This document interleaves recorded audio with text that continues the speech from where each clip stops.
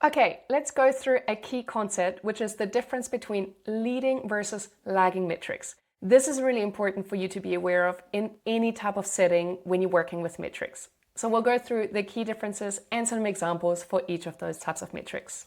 On one side, we have lagging metrics. They are usually based on measuring past events, and that's why they're typically accurate because you're working with historical data. So for example, you may look at how much revenue did we make last month, or how many signups did we have last month as well. And they're really good for reporting on what actually happened. On the other side, you have leading metrics, which are often actually starting based on a hypothesis. And only over time you can maybe use some historical data to confirm. So to give you an example, you may look at which customer actions typically lead to higher retention. That's our famous activation metric. You know, I'm a really big fan of those. They are really good for finding early signals whether something is working or not. And ultimately, it helps you course correct because lagging metrics are really great for reporting on the actual performance and what happened. But what you want to avoid is that you get to the end of a year and you realize that you are only tracking. But what you want to avoid is getting to the end of a year and realizing that you didn't actually hit your revenue goals or your engagement goals or your acquisition goals and so on and so forth.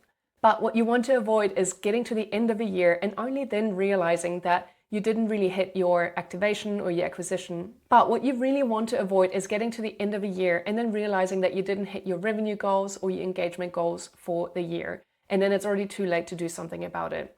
That has happened to me many times before, and I can only stress over and over again how important it is to also look at leading metrics at the same time.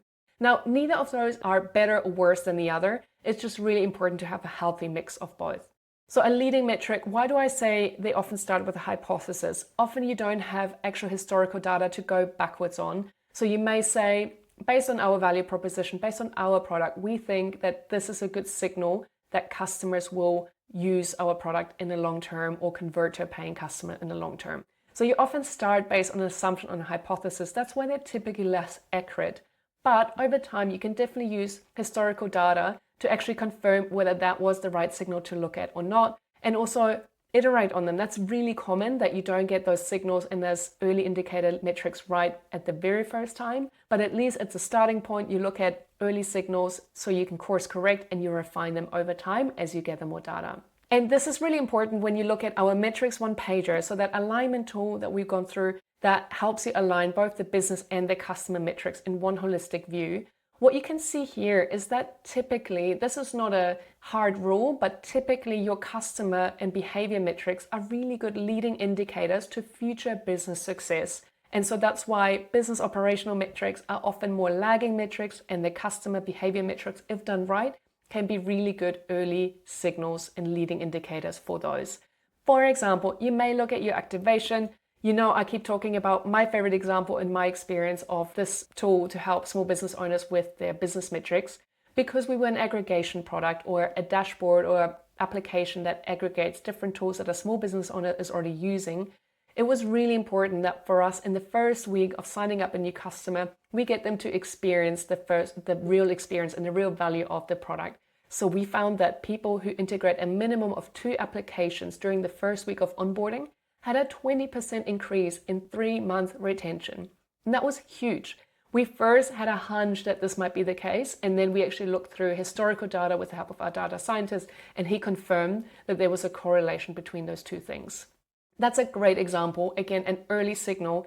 And now what we were able to do was to improve the onboarding experience, and we were nudging people with emails and in-app messaging to really add more integrations when they first onboarded, because we knew that this will be a great early indicator for future retention of those customers. If you don't have historical data to go back in, don't stress. You can definitely, as you see here in Lenny's newsletter, he had a great article on how to find your activation metric, especially if you don't have usage data. You can conduct in-depth interviews with your customers. You can do an internal brainstorming because you know the value proposition of your product. You can go sit down with your team and ideate what are those potential aha moments for your product. Or you can even run a quantitative survey with your customers and target your target segment and ask them, what are the first moments that you feel that this product solves your problem? And this is not in this list, but one of my favorite ways to do it, if you don't have usage data to go backwards on, is to actually use an interactive prototype. So you can work with your designer to get a prototype, a design that feels like a real application that you can tap on and it feels interactive. And you can give that to some of your customers before you even build the application, and you can let them go through it as if it was a real app. And usually you can see there is this one moment often where your customers just have this sparkle in their eye and they go, oh, now I understand what this product is doing. Or, oh, I've been looking for this type of solution for a long time. This finally solves my problem. This is typically a really good indicator that this is an activation metric, or a moment that this is the aha moment of your customers that you can optimize towards.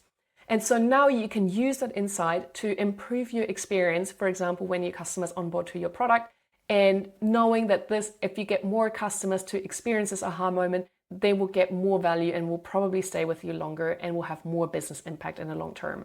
This is my homework to you. Start reflecting on what is the aha moment for your customers and your product, and how does it relate to your long-term retention.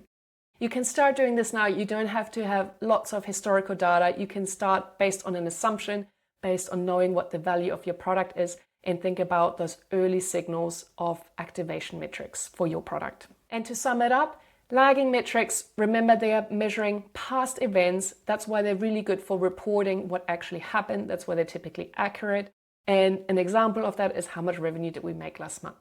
Leading metrics, on the other side, they're early signals, often starting with a hypothesis. Later on, you can layer in more historical data to confirm those signals, and they really help you to course correct. For example, your activation metric that we just talked about. Remember to use both, especially when you're using the metrics one-pager. Think about, be really aware how you're using both leading and lagging indicators. You want to avoid having just lagging indicators, as well as just having early signals that are based on a lot of assumptions. So you want to make sure you have a healthy mix of both leading and lagging metrics in your metrics one-pager and whatever you measure in the future.